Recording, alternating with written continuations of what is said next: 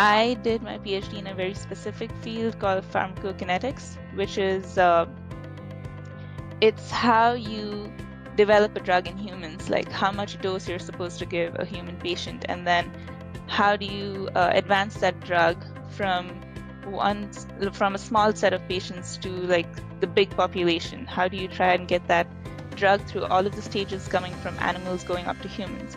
I knew that's what I wanted to do, and right now there are a lot of jobs in that field. I don't know what it's going to be like in the future, but it does not focus on formulation. So it does not focus on how do you develop tablets and capsules, but it's more of a transition. How do you get the tablets and the capsules from animals to humans? In your first 2 years, you're going to be very busy with coursework because they try and get you to do all of your coursework in the first 2 years. And that way you get to focus on research in the later years. So first 2 years is full of coursework. The last 3 years of my PhD, it was mostly research. So I was in the lab most of the time. I did have a couple of courses going on here and there. So it would basically be get into lab about 8 a.m., attend class, and then come back to lab and keep working. Or if you had an afternoon class, you come in, you work in lab, and then you go for your class in the afternoon, you come back and you work in lab. If you do choose pharmacy, for example, as your field, then you will have about 6 to 8 courses that are compulsory, and then about 4 to 5 courses that are electives. And you try and finish all of those in your first 2 years. So if you're trying to switch fields, you might still be able to keep your elective courses, but you'd still be required to go back and take the mandatory courses for that field. There are people who have done that. It's not uncommon. It's just you'll have to work around it. One is pharmacokinetics, which is what I'm doing. There are people who specialize in pharmacogenomics or pharmacogenetics.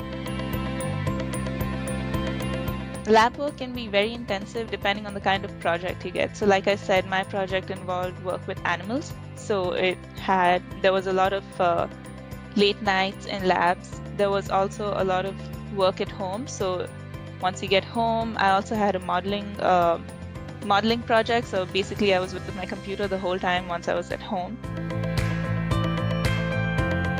I think you should first try and get your coursework out of the way. So you try and finish your coursework in say 1.5 years instead of 2 years.